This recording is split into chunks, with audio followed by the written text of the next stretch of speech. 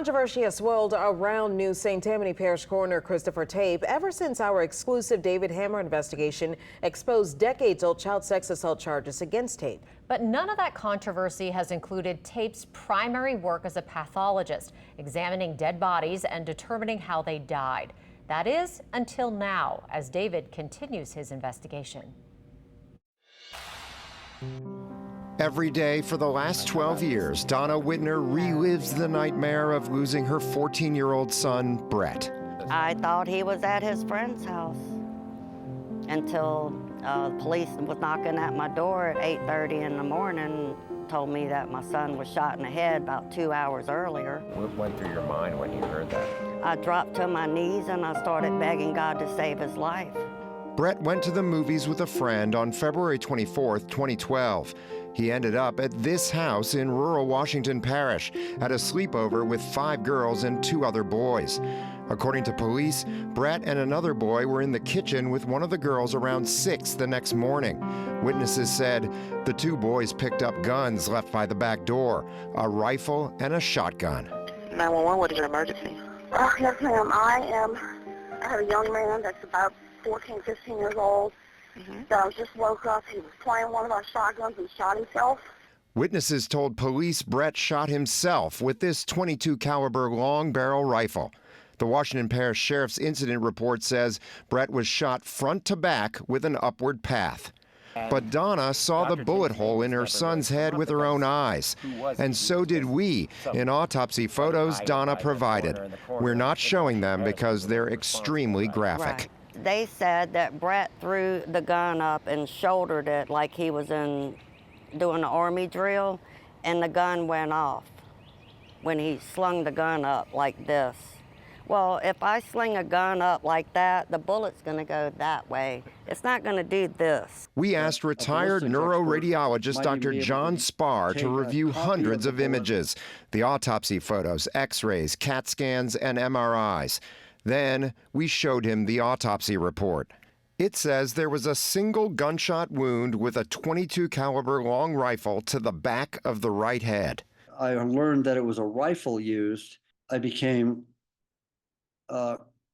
quite convinced that this couldn't have been self-inflicted. But the pathologist who did the autopsy concluded this wound could be self-inflicted. That pathologist is Dr. Christopher Tape. At the time, he was working at a private autopsy firm near Lafayette. The Washington Parish coroner hired him to handle Brett's autopsy. According to police, Tape also said Brett's body probably had been cleaned several times, so a gunshot residue test on his hands, quote, would be useless. Begged them to come to the hospital and test my son.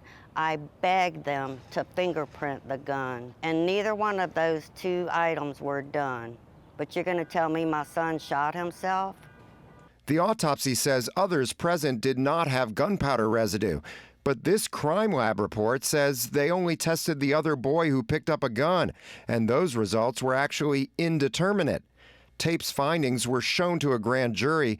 It returned a no true bill, no charges in Brett's death. His medical opinion on how my son died of a self-inflicted rifle shot to the back of his head is what's keeping me from getting any further on these steps of the courthouse. Last year, Tape moved to the Whitner's home parish, St. Tammany, and just months later, Tape ran unopposed for the elected position of coroner. And now he's my coroner, and he wins by default.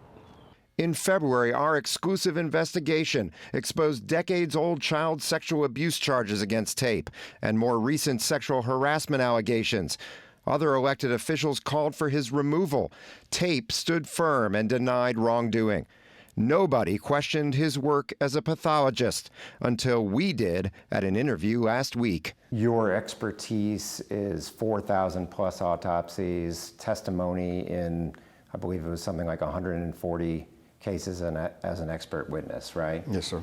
You've also been involved in a couple of high-profile cases where you made a determination on autopsies that were very controversial. Specifically, I'm asking about the Brett Whitner case. I'm not saying I'm perfect.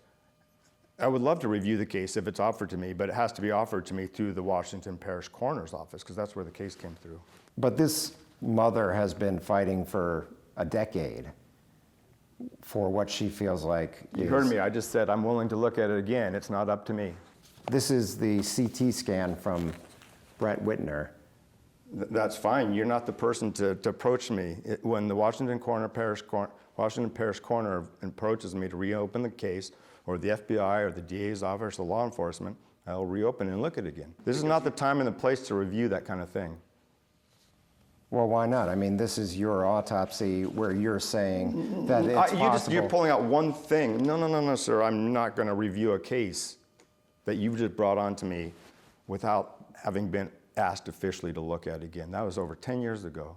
Donna Whitner said she's reached out to TAPE on Facebook to share the evidence she's been collecting. Donna's asked me multiple times. Yeah. And So I've what told was your her, response? please, it can't go through me. Well, when is the appropriate venue? I've been waiting for 12 years for justice for my son, and it is overdue. I'm passed around between the sheriff's office, the DA, and the coroner. And I just can't get out of that circle because none of them want to do anything. David Hammer, WWL, Louisiana. Well, David reached out to Washington Parish Coroner Roger Kasama. He issued this statement, quote, at the request of Ms. Whitner, Washington Parish Coroner's Office is currently conducting a review of the available case information in order to provide or determine if further action or an independent review is warranted.